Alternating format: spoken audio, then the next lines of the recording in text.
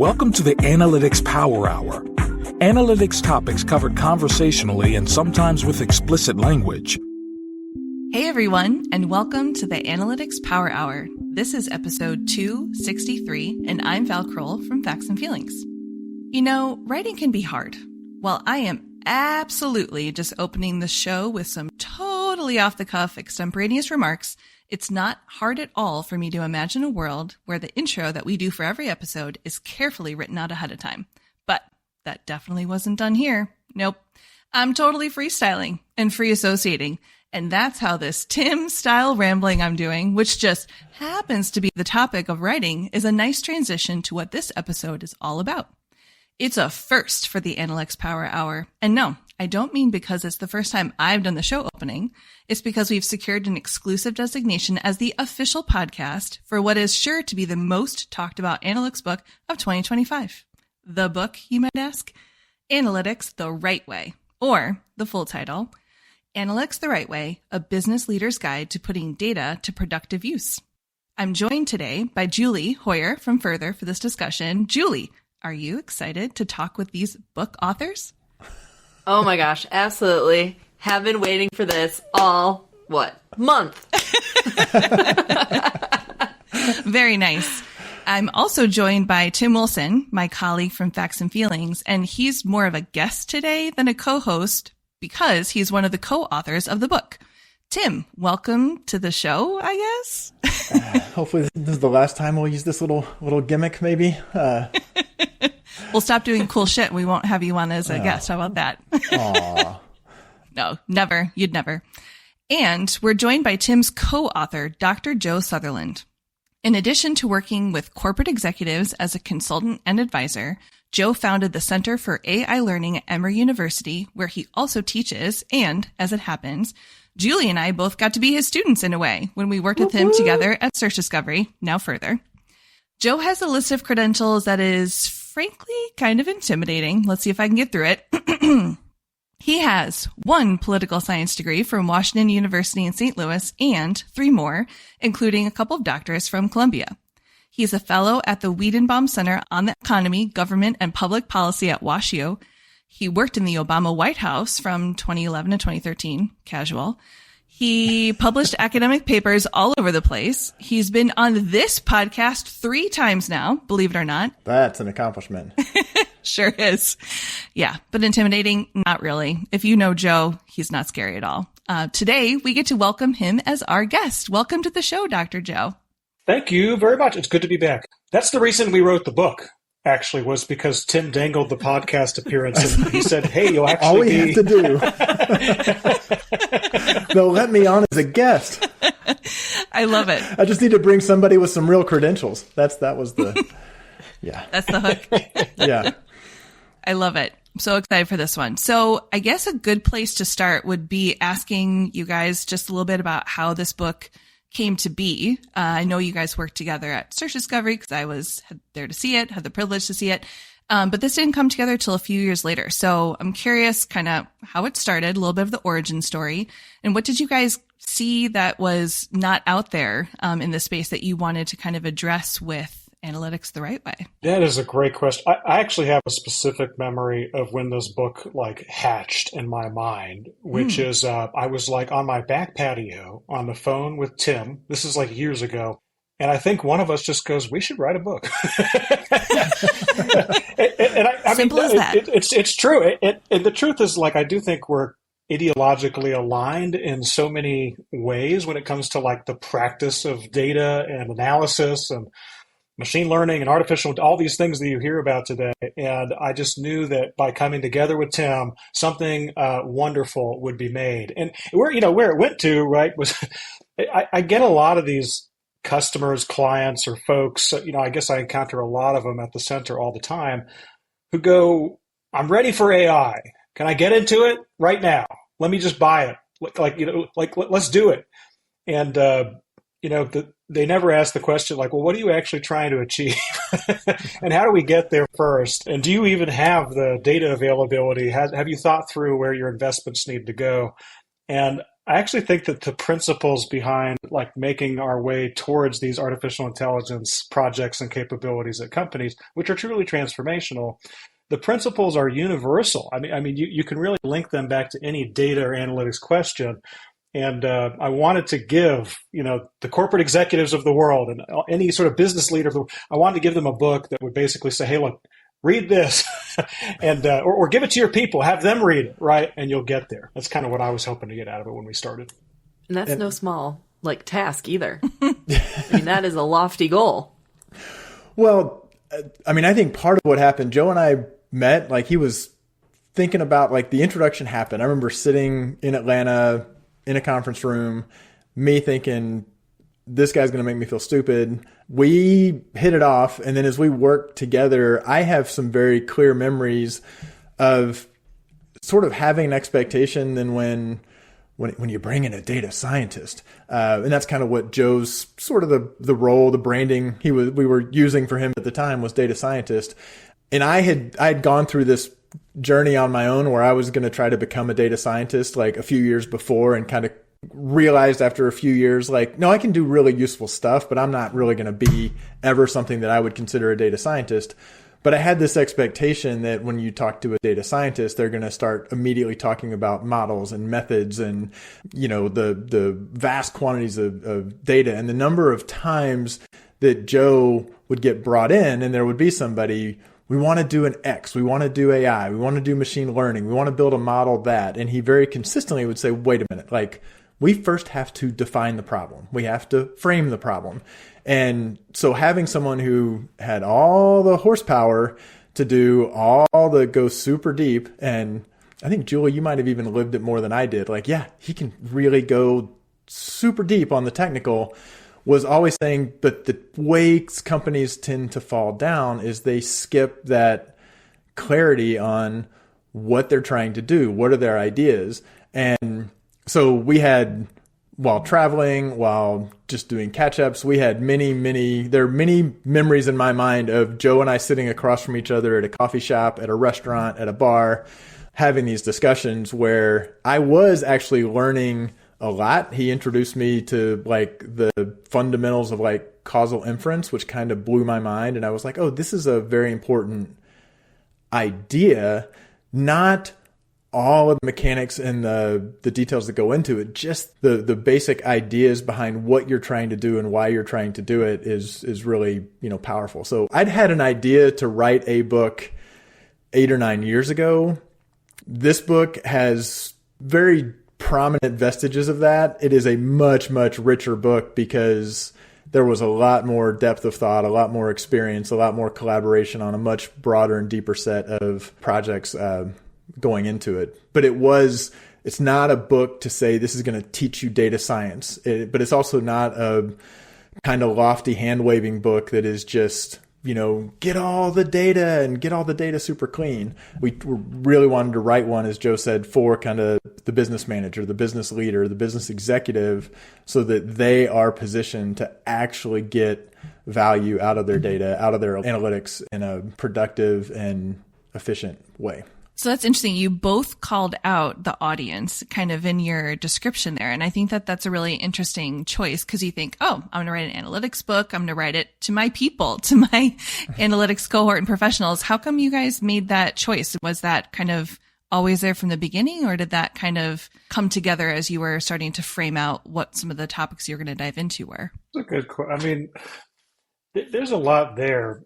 I think one of the points we make in the book is, we make so many points, right? And I think that they're all just new mental models for thinking. That was one of the reasons I love the collaboration with you, Tim, was we just developed some really cool new mental models for how to think about the world and how to think about data and analytics and all those exercises that we go through in corporate America. But, a few thoughts. One is I've realized more over the past few years that there is this zeitgeist in the analytics or IT or technology industry vertical, what have you, where in a lot of ways you feel like you can just purchase insight. And I don't know, I feel like it comes from a variety of forces, right? And we talk about this in the book where there it's not there's some sort of bad actor out there who's trying to convince you to buy their product when it really doesn't create any value at all, right? There is a reason why these things happen, but I just don't get the sense that as a business leader these days, you can always trust everything that comes from your tech or analytics or data folks without understanding sort of the more fundamental concepts. I'd be curious to know your thoughts about that, Tim. Yeah, I mean, we definitely had a lot of discussions about this, and I'm in a spot that, having in many ways kind of Facts and Feelings and kind of the drive behind Facts and Feelings, the consultancy that Val and I and Matty Wishnow started, it's aligned with that there are just forces that are naturally happening in the world, in the business world, that kind of over-index towards collect more data, run fancier models, find more technology, hire more data scientists, push to do more. And it just seemed like to us when we were working with clients that they were trying to start on step 4 and they'd skipped steps 1, 2, and 3.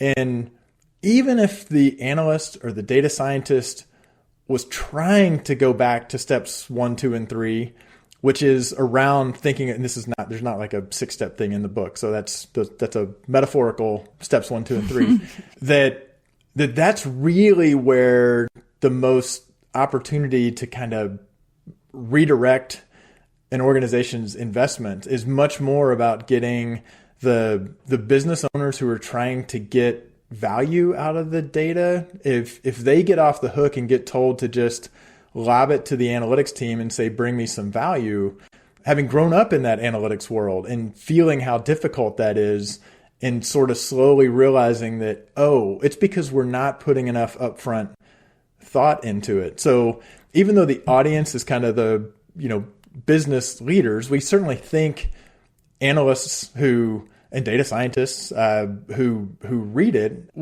hopefully it will help them think differently as well, and give them confidence to say, no, I have to go engage more farther upstream. We have to have clarity of, wait a minute, this is an analytics ask. Am I trying to just like objectively and concisely measure the performance of a campaign, or am I actually trying to, figure out something to make a decision going forward? And giving everyone kind of a little more clarity of language and, ways to interact. But it really does go to, a lot of that burden falls on the business, with the layer of, I think we agreed there were some sort of fundamental misconceptions that the industry has. Analysts have it as well. Often business tends to have it as well. More data is better. If I have all the data, you'll build me a perfect model. You'll get to an unambiguous truth. So I think there is a level of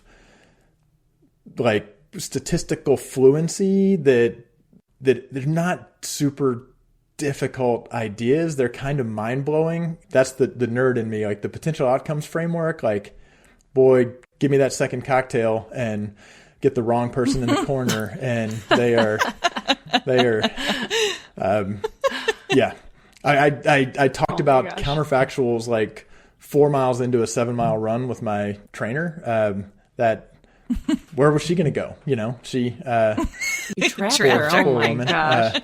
But just to jump in on that, like, there are more pieces to this book that I want to communicate to the audience. Number one, my wife reviewed the manuscript, and she goes, Joe, this is kind of like your philosophy on life in a treatise, like in a statistics, like, sort of framework. And I think there are just a lot of really cool, it's not dispensations, like we dispel a lot of the misconceptions that will help you. I almost feel like live your life like better. It's hard to describe. Like, I think back to, I got all these degrees, right? And I only have one doctorate, by the way, just I don't have multiple doctorates, just one, just to be clear. Shit. We'll have to re-record that. Bad day. No, you don't have to re-record it. It's fine. But it's like, I always thought, like, why did I get a degree in statistics, and or at least with a methodological focus in statistics and applications of machine. Like, why did I do that? And it's like I really do think it was to sort of like self-soothe and cope with the natural like OCD impulses and anxieties of life that I've experienced my whole, like once I understood the world in probabilities and sort of through the framework of a probabilistic approach, like it made my life better. I took things less personally. Like I made better decisions.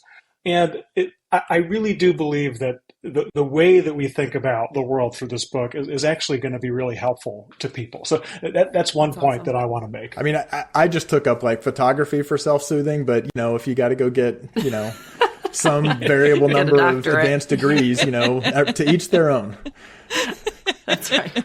Well, I'm glad you guys called out too that like this is still valuable for analysts to read, especially because now I can't wait to just like buy this and make all the analysts I know read it. I'm so excited about that. So I'm glad you touched on that because that was going to be my follow-up question.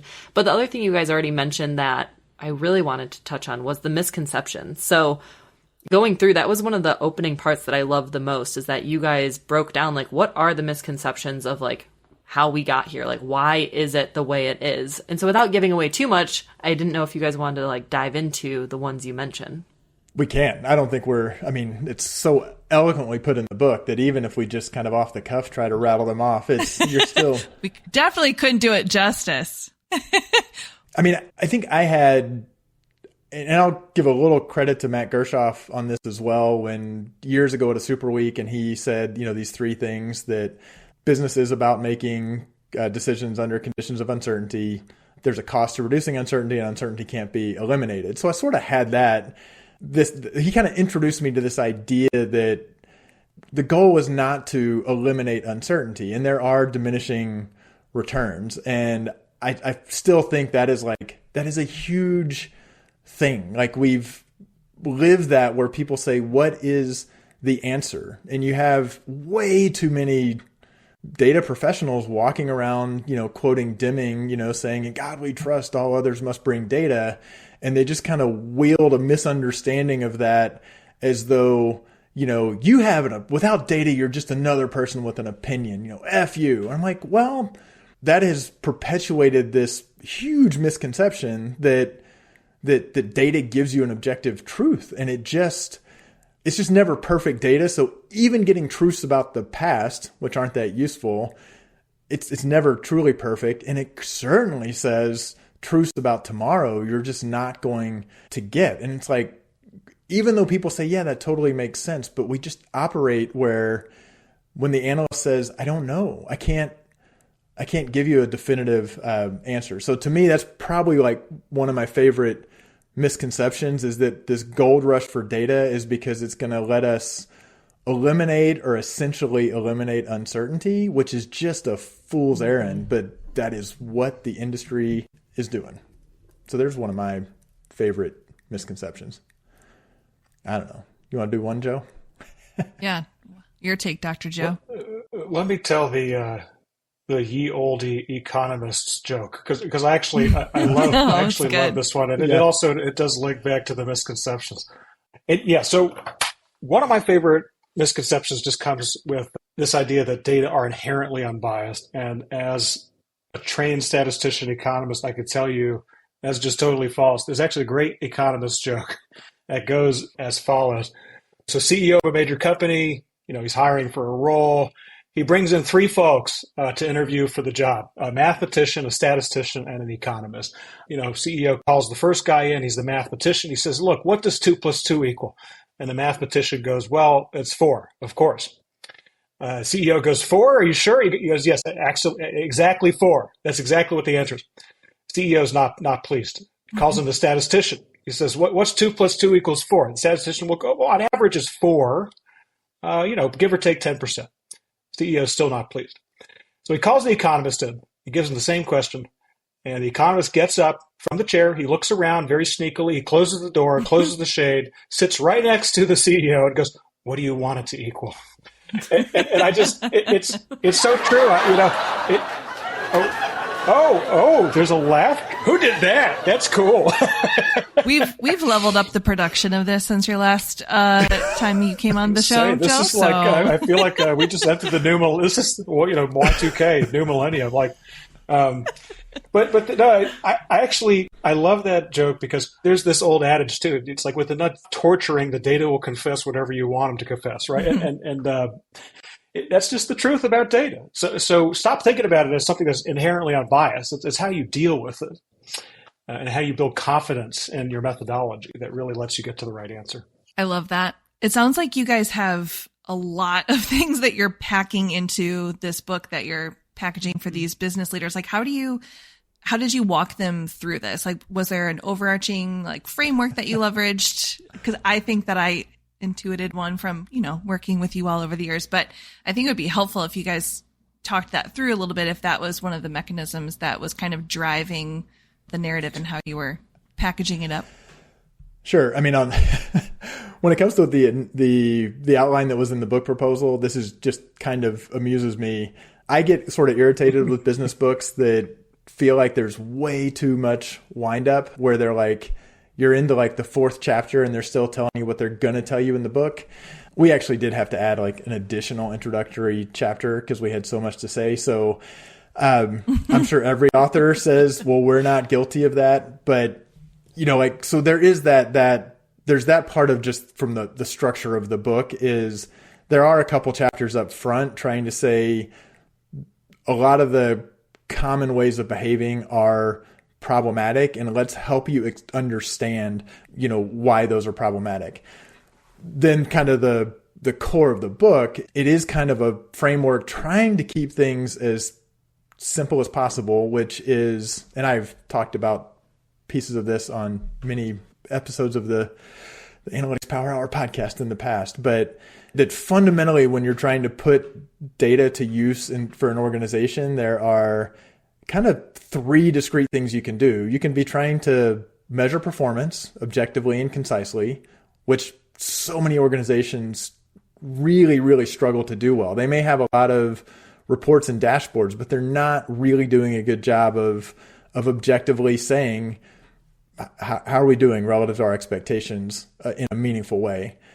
There's validating hypotheses. That's like the analysis or testing, or that's got multiple chapters devoted to it because that's where we're trying to make better decisions going forward. So lots of ways to validate hypotheses. I think at least in marketing, there's a lot of talking about, if you're doing A/B tests on a website, they'll say, what's your hypothesis? Well, everything that we're doing with lots of different techniques, it really should be grounded in validating a hypothesis. And then the third is you have data that is just part of a process. It's enabling some operational process. And those they fit together. Interestingly, and we did do a lot of kind of thinking and talking about how to talk about AI. This is not a book that is AI, because we went in saying AI, its purpose, it delivers value because it is part of an operational process. So it actually fits in this one area. And so everyone who's, if you're super excited about AI, it's not doing a whole lot. It might be code assisting or something on validating a hypothesis to develop some code for a model. But it's not like AI replaces the analyst, because those other two, measuring performance and validating hypotheses, really are much more about kind of human thought. So I 100% agree. It's 2024 in retrospect was just, it was the year of agentic AI, right? It was almost, everybody was very interested. How do we use large language models to replace analysts and replace people? And, the truth is, like, it really preys upon the super lazy impulse that I think we have as like as a human species in society, right? Which is like, man, if I could just create a machine that could just do my work for me and delegate the work to the machine, like I can go golf, while it does all the super valuable stuff that I was doing, right? I'll just go golf. And if you read through the book, you'll actually, it demonstrates why that is like a super like it's just not true. You could never really do that. Actually, and I'll jump in on, we kind of talk a little bit about this in the book, but there was a guy who got the Nobel Prize back in the 70s. His name was Herbert Simon. And he had this idea that as a society, what we do when we're looking for the answer to make a decision, we sort of just look in like our local area and space and talk to our friends. Good examples, like if you're trying to find your ideal soulmate, so you can marry them, like most of us don't go and date like the 8 billion people in the world, right? Like, and find the best one. What we do is we go and we ask our friends, and we kind of go, and it's somebody who's on the periphery of your social circle or that growing up. Like, we look to find the best possible alternative that's just in the local area where we're looking. And we can do that actually super well because we're baked in with these impulses and intuitions. But, machines, like, to find the best option and to make the best estimate of what might happen in the future if a decision is made, they have to search like the entire space of possible outcomes and opportunities. It's kind of like we often refer to it as boiling the ocean. And it's virtually impossible, right, to be able to make really, really incisive decisions and insights with an approach that boils the ocean. It's actually just not even really feasible within the amount of time that we have available to make those decisions. And so I'm not sure why I got into that, but I thought it was important. Oh, agentic AI. That's what it was. The takeaway there was just, I do think that people with this artificial intelligence revolution happening overassume that we can delegate to the machine. But the truth is you're still going to have to go through the decision-making processes that we articulate in the book.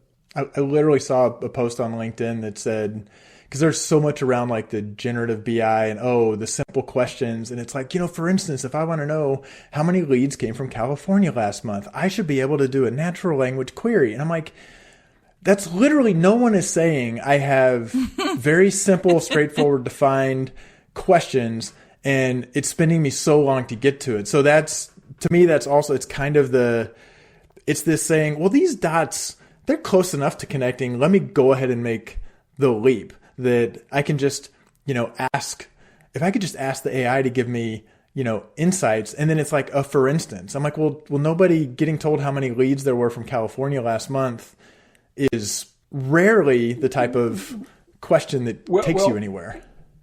Let me actually, I do want to dig in on this because like what you're describing, actually, I would think of as, it's not even an insight generation using artificial intelligence, right? What you're describing is the process of doing the query to get the answer is just being replaced, right, by some sort of generative AI technology. So that actually is consistent within our book. We kind of break out insight generation from operationalization, and operational technologies enabling automation. And, that example you just gave, I actually would throw it in the bucket of, it is sort of like an operational enablement problem, right? Which is just, we need to get to the query faster, right? And that to me is consistent with the use of AI. But yeah, it's fine to do it. It's just to just paint that as saying, and this is what's going to replace. I'm like,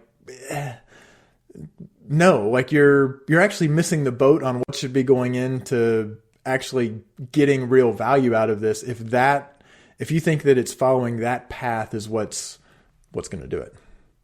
Well, I want to draw back on something too that you guys mentioned. Like, you called them decision-making frameworks, and I'm lucky enough to have worked with you all, and so it's very ingrained in me. But I run across this a lot still, where people talk about the value of a new product, a new technology, and it's like, it's going to give us insights. And then you ask them more about it, and they say, it's going to give us knowledge. We'll know what's going on. There's value in knowing. And it's like, to a point, there's value to knowing. But I'm like, the real value comes when you act on the knowledge, right? Like, and you guys make very clear distinction about that, especially in this framework. And I think that's how we as a small group here today think about it. But it's still shocking to me that I run into a lot of people that I have to make that argument to and really say like, I think there's one step farther. And like, so when we talk about value to clients and of different services and things as consultants, like them being able to go take action on what we've, helped them learn, like that is really the end point. And I think a lot of people's minds will be very blown and like opened to that by reading this book, which I am so excited about.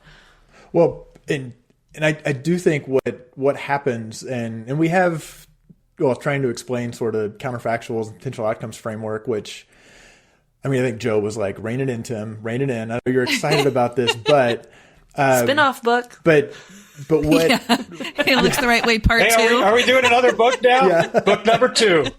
We just have to right now. I remember when we were on the animal. Well, I mean, to be fair, there were lots of things where I Joe was just like, wants to come back a 4th time. I was the one who was like trying If to. I come back 5 times, I heard there's a gift. You get the jacket, yeah. There's a Okay. But I would often take a crack at saying, I'm going to try to describe this because I am closer to the less deeply immersed in the mechanics of this. Joe would come back and basically, and there are footnotes in the book. We had fun with the footnotes, but there are lots of times where we're like, if a trained statistician is reading this, we are taking a shortcut. It is not material for what we think people need to know.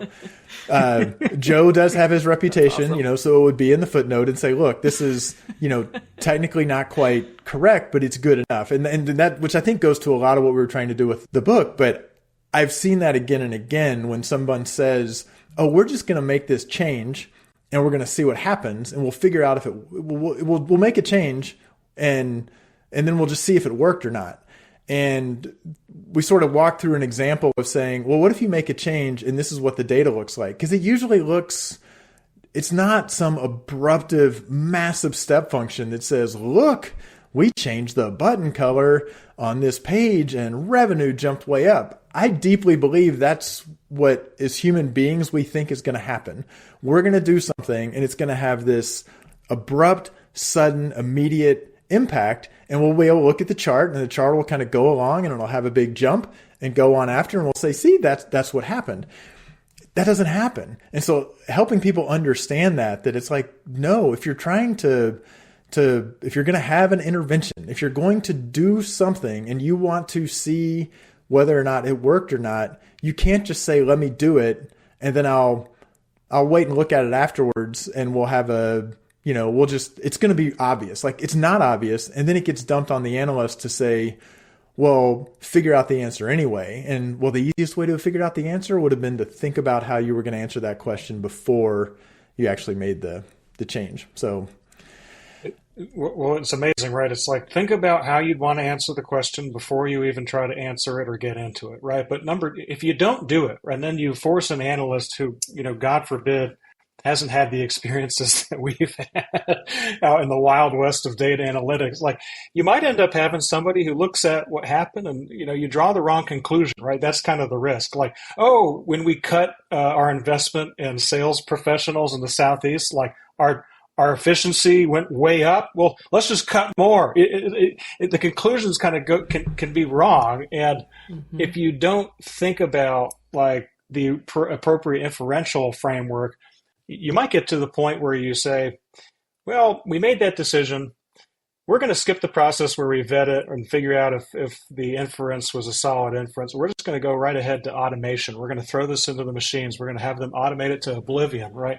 And then all of a sudden you get somebody who's got no real-time feedback or consideration for what's going on, just implementing whatever random decision you made, like to really like to kingdom come, right? And I really think there's a risk, especially in this era of automation, that we skip to this human out of the loop stuff way too fast simply because we drew the wrong inference. And part of the book is thinking about how to slow that process down. One of the parts too, and we have teased it here before, and I know we've had a lot of conversations about it in like other sidebars, and so I'm really excited to ask you guys about this, is your ladder of evidence. Because I know that is not easy to come up with. I have had other conversations with people, and it's like you think it's so straightforward, and then you get into, oh, but what if you think about it this way or, another way? So can we talk about your ladder of evidence that you settled on? We can definitely do that, but before we do that, we have to walk through Tim and I's like ideation process on this. Which is, I need to hear this origin story. That was intense. It was intense. It was the subject of many like long Zoom FaceTime conversations. And it actually, I think that this section alone single-handedly reorganized the book like 3 times. Wow. Is that accurate? Yeah, very much. I mean, but once we nailed it, I think it actually came home. Like, I really do think it did. We need a drum roll. Yeah. well, hold on. Come on, Tim. The ladders of evidence. Wow. I mean, so the funny thing is that there was I think it was like a Shopify blog post buried somewhere that had this idea of a ladder of evidence that I had thought was really useful, and I'd written a little bit on it. So that's kind of where it started. I dug in enough to say like, oh wait, this is not like some deeply established way of thinking about things. And where we landed, we're also calling it a ladder of evidence. And it is conceptually consistent, but it gets to that idea of uncertainty, which also gets to this idea of how strong is the evidence I'm using to make a decision. So the ladder is very simply, there's anecdotal evidence, which is super, super weak evidence, but it's evidence. And this is in the context of validating hypotheses. If I want to validate a hypothesis, if it's low stakes, or if I have no time, or any number of factors, all I have a little bit of evidence, you know what? Generally speaking, is better than no evidence. But we need to recognize that that is anecdotal. There is descriptive evidence, which is, I mean, tons and tons of techniques across lots of different types of data. That's where I think a lot of analytics and a lot of like research and insights lives. It is stronger evidence because we're looking with generally have more data. I think actually it was in the book, and this was credit to Joe, that descriptive evidence is when you got a whole bunch of anecdotes kind of gathered together. So it's kind of a continuum. It's stronger evidence. And then the third, kind of the strongest evidence, is scientific evidence, which is generally speaking controlled experimentation in one form or another. And it's not like these are good versus bad. It is a strength versus weakness of the evidence. It goes to the, criticality of the decision. But it goes to understanding that you can't just say, it goes back to those misconceptions. Just because I have a billion rows of data and I'm going to run a model on it, that is still almost always not going to be as good as running a controlled experiment if I'm trying to actually find a evidence for a causal link between two things. So we spend a whole chapter on descriptive evidence and a whole chapter on scientific, and there are books written on scientific evidence. So what were some of your earlier like words you tried to use? Because I also feel like most of the time when I've seen some version of this, it's using words that you see on like data maturity curves. It's just like, it does imply like descriptive, good, predictive. Better, best, or it. Yeah, right? Predictive. It always has to get to predictive or predictive, descriptive, predictive, prescriptive. Ugh. Yeah, those terms that are much more like talking to the method itself. And I know these kind of are, but your buckets that you ended up on are so much nicer and broad enough that you can't really get down in the dirt on like nitty gritty. Like someone can't, I feel like, come in and really be like, oh my gosh, I completely disagree. So I thought it was very artful how you guys landed there. So what were some of the previous tries? Well, number one, somebody can totally come in and disagree, and I fully expect them to do that. I welcome you to comment on my LinkedIn posts as much as you care to disagree with us. It'll get the conversation going. If you're in such disagreement that you want to buy 100 copies of the book and burn them, yeah. If you wanted to go get 500 copies, express you your could do disagreement. The earlier, I think the way we had thought about it before was actually like in terms of like analysis rather than like the weight of the evidence. And like it was kind of like.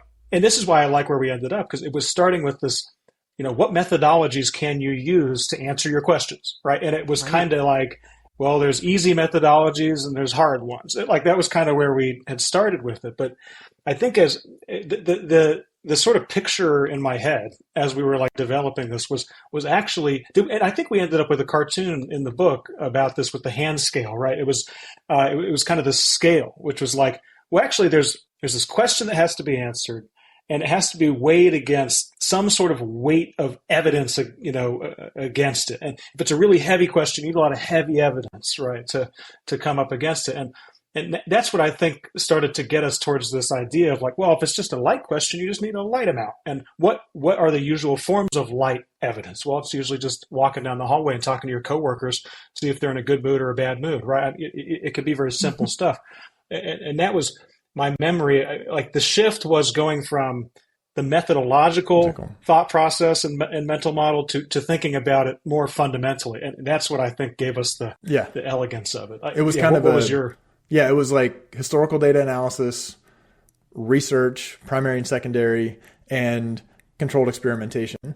And I mean, one of that is we were going around and around trying to kick the tires on what we had. We had a whole debate around, is secondary research? Joe was like, that's anecdotal. And I was like, what do you mean? It could be like super robust and secondary research. He was like, no, like you got that in a study. If you got access to the underlying data and you knew the research question they were trying to answer and you knew their methodology and that lined up with what you're trying to validate, sure. But that never happens. Even like a scientific journal, secondary research, it is always one step removed. So I was like, yep, that's touche. Totally get that. So that's one where like primary research would fall into descriptive evidence, unless what if you do a small usability study, that's kind of anecdotal. So there's a little bit of a gray area, but I think that ramp of saying how strong, thinking of it as the strength of evidence. I mean, ever since we kind of hit that point, so I am using that word. I'm using that phrase a lot. Yeah. Even after you said it, Joe, like that was a light bulb moment for me when you were like, yeah, it's not so much the methods, it's the weight of evidence. It's like, wow. It's also just so nicely put for your audience because it's incredibly practical too. Because if you're thinking I'm like a leader inside of an organization, I perhaps have like multiple analytics teams that I work in. Maybe some are embedded. Maybe there's a center of excellence. Then they're broken out by their specific functions. There's like the digital analytics team, which is separate from performance, And so if that's the construct in which you think about all of this, you might not understand how to right size the evidence for the question or problem at hand. And so I think that this is going to be one of those sections that really connects with your audience. I think it was very nicely done. So. Thank you. I'll add one more thing, which is like, I do think a lot of the books, and Tim actually deserves credit for the tone of and approach of the book as more of a fun, entertaining, interactive, very like down to earth tone.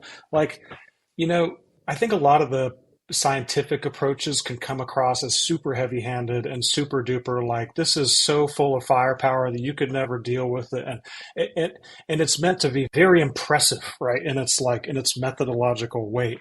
And the way that we've had a lot of fun with this book was thinking about like little simple examples. I mean, you might go and be the vice president of analytics at Coca-Cola, or you might be the CEO of like, Merck Pharmaceuticals or something. You could be any of these people, but on a day-to-day basis, you're not sitting on the top of a mountain with your hands on your hips being like, ha ha, what you're doing is like, you're going down the hall to talk to Michael and Catherine, and they're grumpy because, they discovered the snack room is no longer stocking their, granola, it's a much more down to earth experience. I know I'm really thankful that Tim enforced that on the book.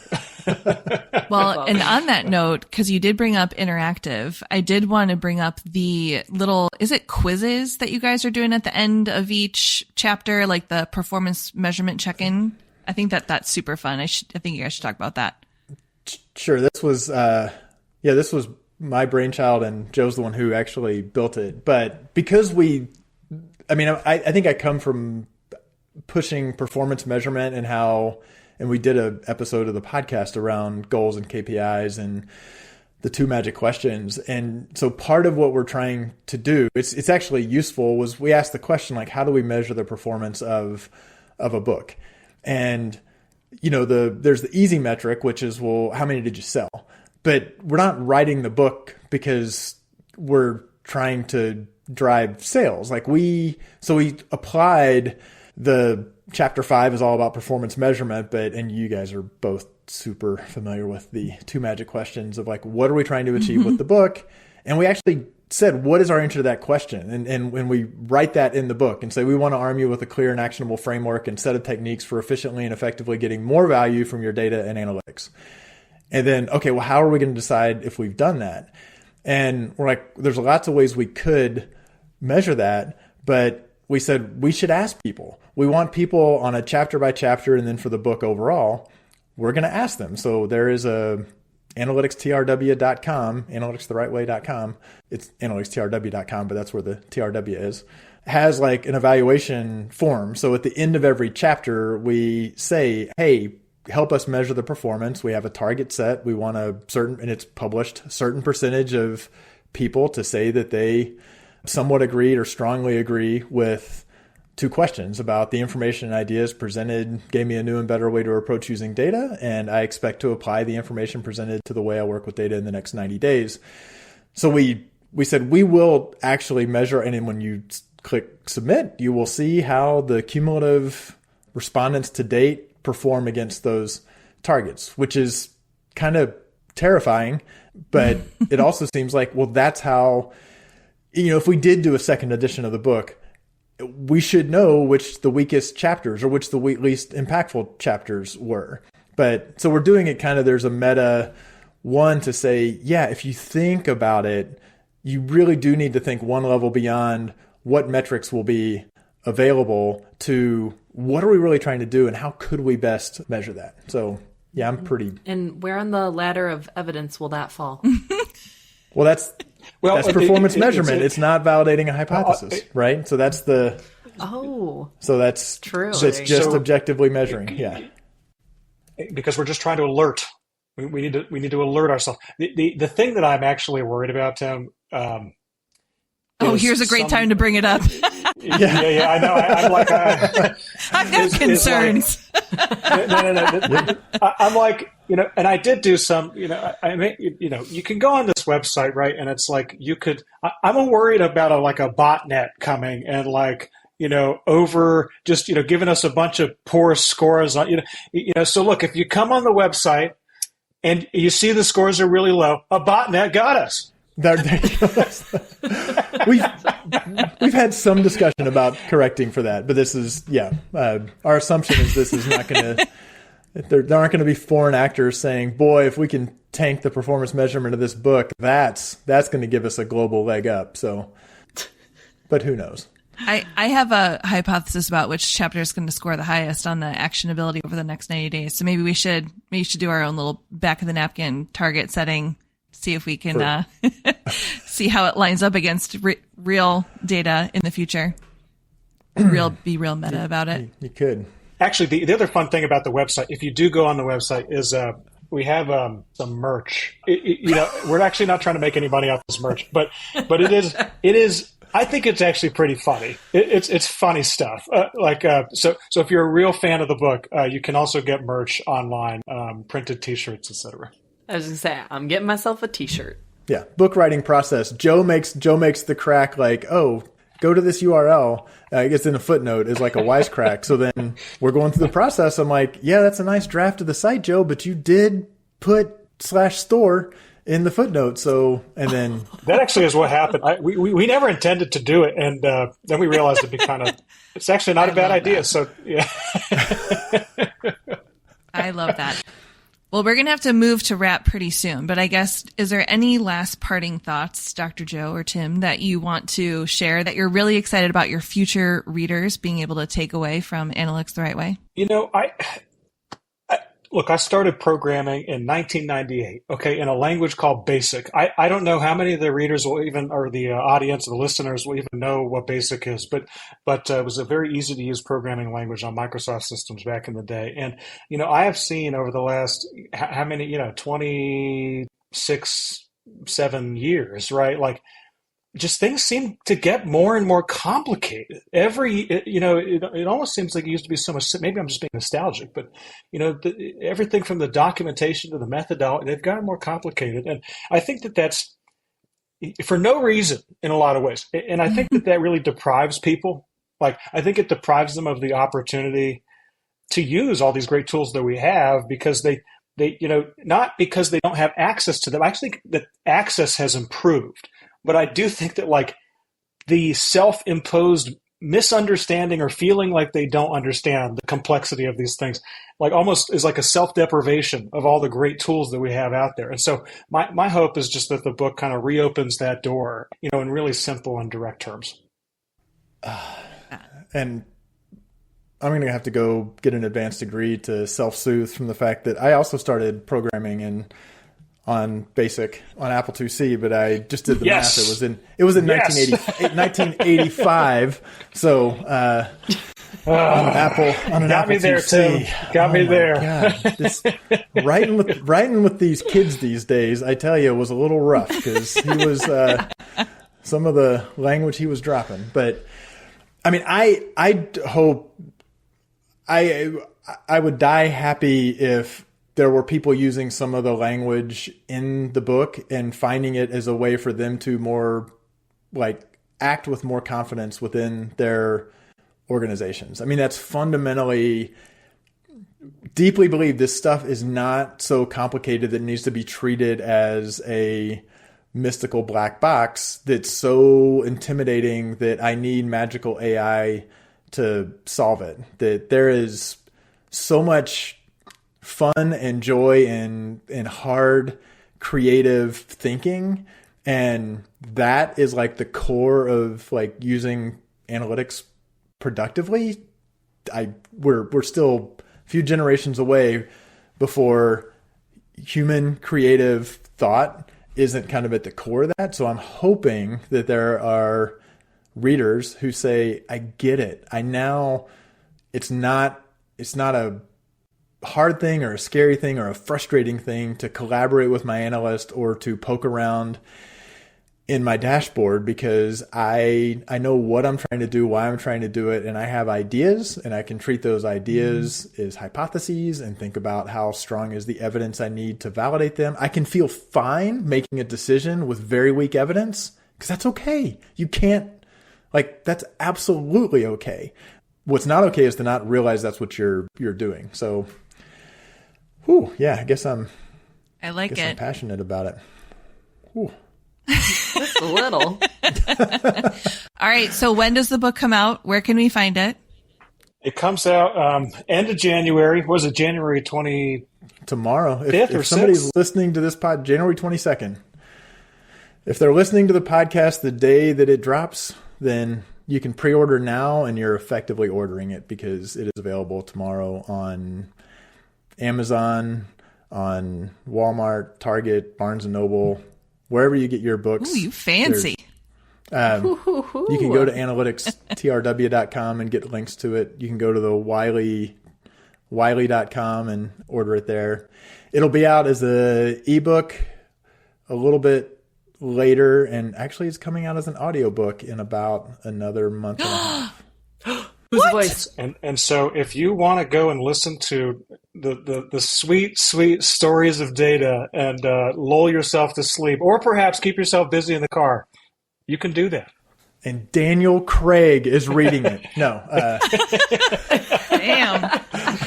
Actually, no, it's a professionally trained voice actor. Luckily, it was not either of us. Yeah. Because that would have been difficult. I was hoping it would have been. I would have listened. Well, this has been such a fun little reunion talking about Analytics the Right Way. Long time coming. Very excited for this. So thank you so much for joining us, Dr. Joe. It's been a pleasure. My pleasure. Thank you for having me. And Tim, thanks for being here. We'll show you a thank you to you, even though you're co-host. Somebody had to hit the record button. Yeah. Well, one of the things that we love to do is just to go around the horn and share a last call, something that we think our listeners might be interested in. So, Dr. Joe, you're our guest. Would you like to share your last call first? So, related and also unrelated. I went down to we have a camp. Emory University has a campus in Oxford, Georgia. It's out down in Newton County, and I did a quick presentation to their local chamber, and I asked, how many of you guys feel like you have reasonable facility with artificial intelligence technologies such that you could use them in your business today. And it was a big room. Not one hand went up. And, I actually realized, like, we're all talking about it here, and, this analytics audience, we talk about it all the time, right? But not everybody has access to these tools. And so we went and raised money and started basically a workforce development outreach tour. And if you're interested in learning more about it and how to get involved, we also offer certifications in artificial intelligence, et cetera. Just go to AIandUGeorgia.com. I know this is a national audience, but International. Georgia.com. Global audience. Sorry, it's a global audience. This is Georgia, the U.S. Georgia, not the country. This is the state in the U.S. Just to clarify. Love it. That's a good one. All right, Julie, how about you? What's your last call? My last call is actually a tip I got from actually all of our, at least previous or current coworker, Ricky Messick, one of our faves. He was telling, because I was sharing with him that I struggle to make it all the way through, like, listening to self-help books. I was like, sometimes I just want them to get to the freaking point. I'm like, they say it so many ways to fill up pages. We've talked about this before. It's one of my shortcomings. I just cannot finish them. So he told me that he does this thing where he just puts the playback speed like close to 2, like 2x or maybe more, because he found that when it's going really fast, you actually have to stay more focused on what they're saying, and you will like retain and take in the information instead of letting your mind wander.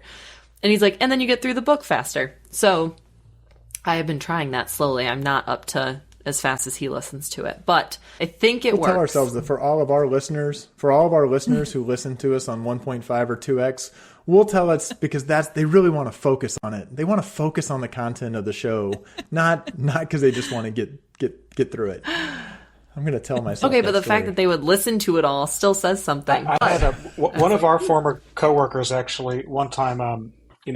I missed a meeting and they recorded it. It was like a 4-hour meeting, and our coworker goes, No, just go back and watch it. I said, oh, should I bill 4 hours to watch the 4-hour meeting? She goes, no, just watch it at double speed. And so then I think, well, if I watch it at half speed, do I get to bill 8? Yeah. Nice. That's awesome. That's good. All right, Tim, you got a last call for us? I do. It's trivial, but because I'm a sucker for getting a random data set and pursuing it a little too far. This was a while back. I got it out of Philip Bump's How to Read This Chart newsletter. But it's a guy named Colin Morris, and he did this kind of deep dive. It's called Compound Pejoratives on Reddit, from buttface to wank puffin.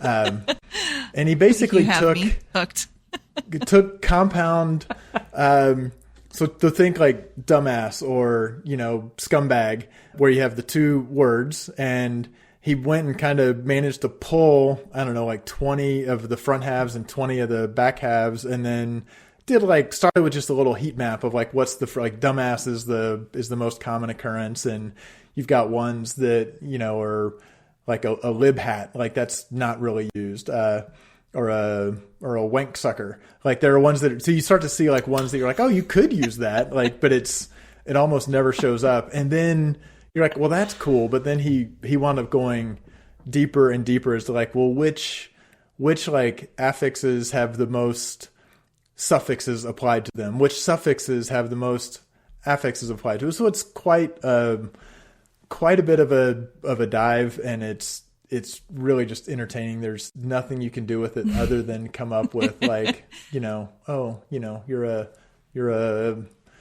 a butt lord. So you wind up, you can't help it, like coming up with pejoratives. You're like, somebody said it. Yeah. This is the perfect last call for the explicit rating.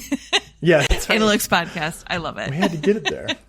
What about you, Val? What's your last call? Did we just get rated high? Is this like an R-rated podcast now? Oh, it's always. It always was. Yep. I steered clear of some of the specifically R+ rated ones, but they're there. What about you, Val? What's your last call? So mine, I wanted to keep it in the family, Search Discovery alum / some current family. This is actually a podcast from Experiment Nation when Nick Murphy was a guest on in the summer of 2024. And it was all about building a learning library. And I've actually been sitting on this last call for a long time, so I'm really excited to share this one.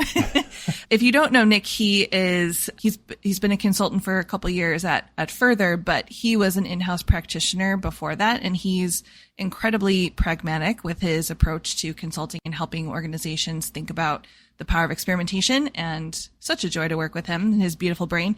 But in this, he kind of walks through kind of like a base model for how you would think about repository of learnings, because as we all know, that's the value. That's the reason you experiment, right? Is to get smarter and make better decisions, as we've touched upon today. So this is a way to make it something that everyone in your organization can access and query and search, so it doesn't just live in a PowerPoint presentation on someone's drive. But yeah, he talks about how CROs are often thought of as the numbers go up wizards, which I nearly did a spit take on when he said that. That was so funny, but it's good. It's a really great discussion, and definitely walked away with some good tidbits and some sound bites that I can share with my clients. So definitely recommend that one. Awesome. Woo, go Nick. Go Nick. Woo woo. All right. So this has been an awesome discussion. So I'm so thankful that we were able to dive into analytics the right way we got both authors on our episode today for the groundbreaking launch of the book. But no show would be complete if we didn't throw a huge shout out to Josh Crowhurst, our producer, who does a lot of that work behind the scenes. So thank you, Josh. And as always, listeners, we would love to hear from you. So you can find us in a couple different places: the Measure Chat Slack group, our LinkedIn page. You can also shoot us an email at contact@analyticshour.io. Or if you've been listening to the past couple episodes, you will know that you can visit us in the comment section of our YouTube channel. So it's another place you can grab and listen to this episode. So feel free to reach out. We'd love to hear from you. So with that, I know I can speak for all of my co-hosts, Julie and Tim, when I say, no matter what step of the ladder of evidence you are on, keep analyzing. Thanks for listening. Let's keep the conversation going with your comments, suggestions, and questions on Twitter at @AnalyticsHour, on the web at analyticshour.io, our LinkedIn group, and the Measure Chat Slack group. Music for the podcast by Josh Crowhurst. So smart guys wanted to fit in, so they made up a term called analytics. Analytics don't work. Do the analytics say go for it no matter who's going for it? So if you and I were on the field, the analytics say go for it. It's the stupidest, laziest, lamest thing I've ever heard for reasoning in competition. So I've been on now 3 talks. This is my 3rd time on the show. We talked about natural language processing. That's right. NLP, attribution without cookies. And this is the 3rd one. Ding, ding, ding. Help Winner, said to winner. Katie Bauer that if you do 5, you get the jacket like SNL. So Well, you know what you should tell the audience? You should say Joe's in the running for the SNL jacket.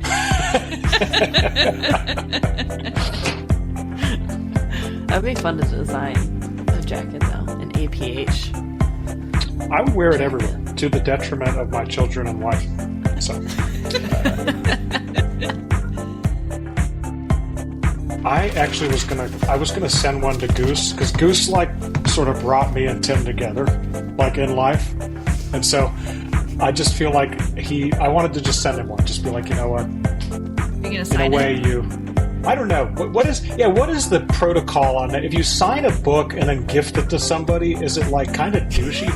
You have to just make sure you do a little red lipstick kiss by it, that will be on it. XO.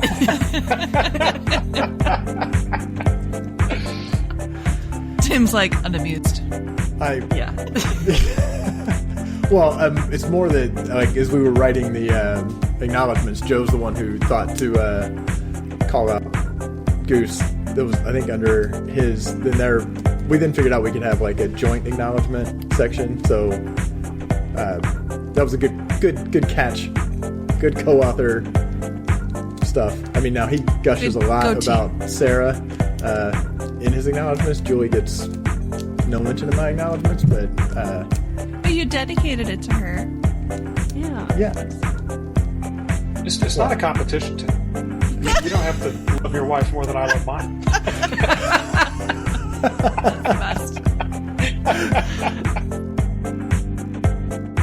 Julie, I'm kind of disappointed that you don't have a little bit more empathy for me that I have to do this opening. You're like, yeah, I saw. What about it? Yeah, Joe, this is a Like first. I've already had to suffer today. This is a first I've for Val. suffered, So. now you will suffer. This is Val's first time doing the intro? Yes. And the closing. Oh, Yeah, no, it is big. It was really like- is big. I didn't give enough appreciation to that because I would not be mentally prepared for it. So I do greatly feel. My for first you. thought when I wake up, first thought before I go to bed, still not ready. So I'm literally sitting on looking at screens of three people who all rise to the occasion and come across so much more polished and coherent than I do in any situation. I'm feeling great about you opening it. okay, well, I'll have to borrow some of your confidence, like I said before. But are we feeling ready to start? Let's do it. Power pose, power pose. My favorite is when you said that and you lean away. It was like yeah, like the getting microphone softer. kind of down. Power pose, power pose, Power pose. I was definitely, if Tim had the 5, 4, 3, 2, 1 countdown on, I was just going to start, no matter who was talking, I was be like, hey everyone, and welcome to the Analytics Power Hour. My name is Val Kroll, and I definitely didn't just take one, but 2 nervous dumps before I got on this episode tonight. Josh, permission Joe's to like- use that.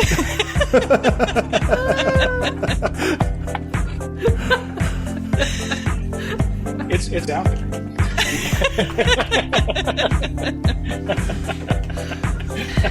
Okay. Rock flag, and you can't eliminate uncertainty.